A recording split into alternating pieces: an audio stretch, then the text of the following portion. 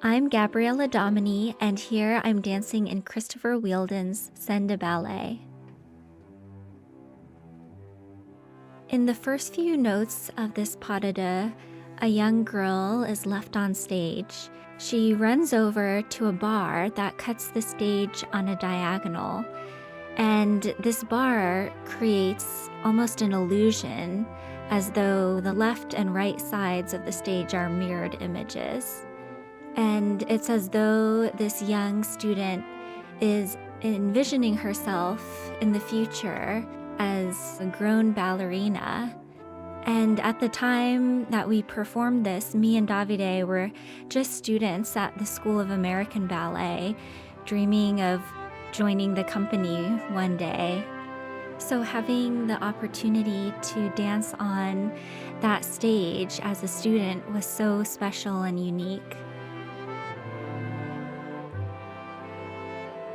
This was definitely the biggest stage I had ever danced on, and I remember, in rehearsal thinking, oh, I'm going to be so nervous for the shows, but I think when we got into the performances, I discovered that there's something so comforting about dancing with a partner.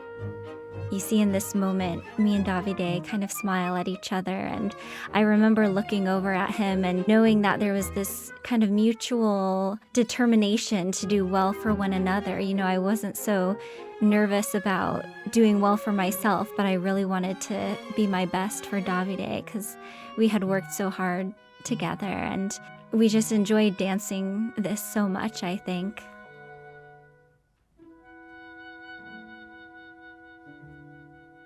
I thought a lot about all these little details, how I kind of have this floating quality, especially in this section where I do that floating jeté. I remember thinking a lot about how I wanted to move my hands and arms almost as though they were like leaves in the wind and had a sensitivity to the motion of each step.